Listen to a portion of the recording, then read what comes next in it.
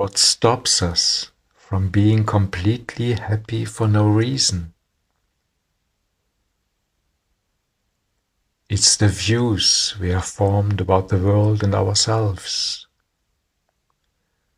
They determine what we want, what we don't want, and how we react to something. And this is where the conflicts begin. We want something, or want to avoid something, and we begin to bring our own little will into the world, to impose our own little reality on the big reality. This has to go wrong. How are our views created? We form imprints from birth. First of all, we take on family and cultural conditionings. Then we have experiences that shape us. We develop and acquire skills, take up education, and all of this gives the mental apparatus its content and contours ultimately our identity as a human individual. The psyche, a completely blank slate at birth, has become a complex, organic conglomerate of beliefs and resulting behaviors that we believe to be ourselves. What a mistake. But we act out of this error. The concepts of good and evil are created here. The whole value system arises here. The individual as well as the collective components. And it immediately becomes clear that every value system can only have a relative character. The IS supporter, for example, has completely different ideas about good and evil than the average European. But since both believe their thoughts, they consider their beliefs to be true, and accordingly those of the other to be false.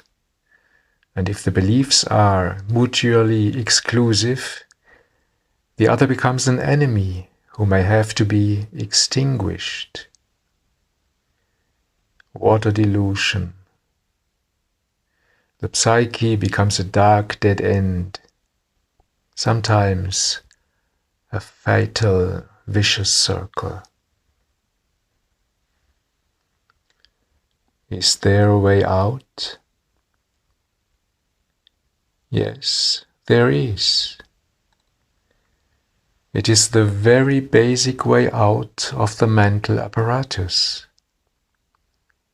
By seeing through it. By seeing through how it came into being lawfully. This is self-knowledge. And it is also the path to liberation.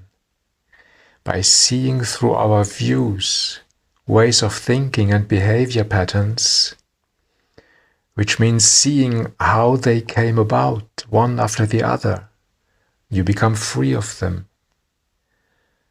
They no longer have any power and can no longer hypnotize. You don't have to overcome, change or control them in a show of strength and discipline. They resolve themselves by simply looking through them. Anyone who follows this path will eventually reach the point where you can no longer take your thoughts for serious. And now things get really exciting.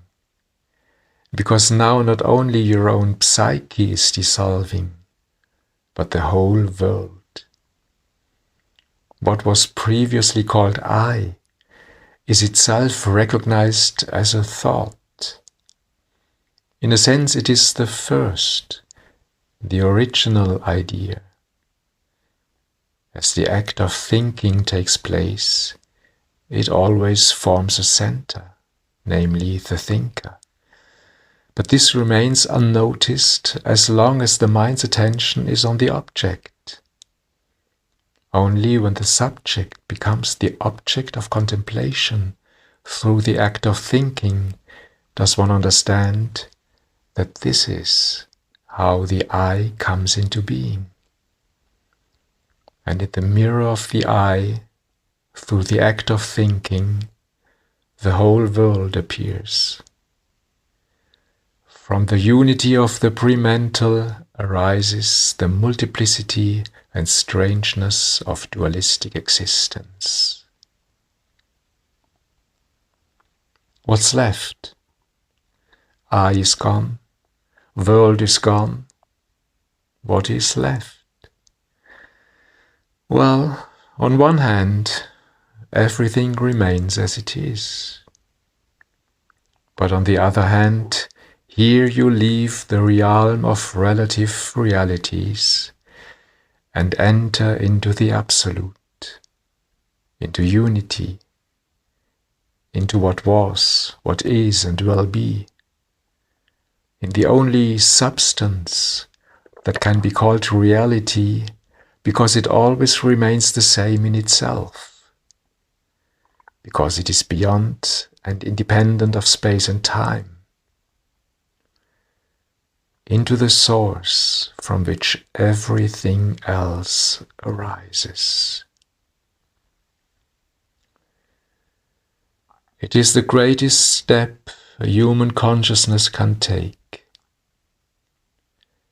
We emerge into a completely new dimension of existence, in which there is no longer any separation. Everything that was one's own dissolves into beingness itself. But actually, I also could say nothing happened. Only the above-mentioned madness dropped away. And yet, what a radical change. No longer being a slave to your own thinking. No longer being trapped in your own mind. The horizon finally free. The soul no longer breathing anxiously in its own little stories, but rather tuning in the big and enchanting song of life itself.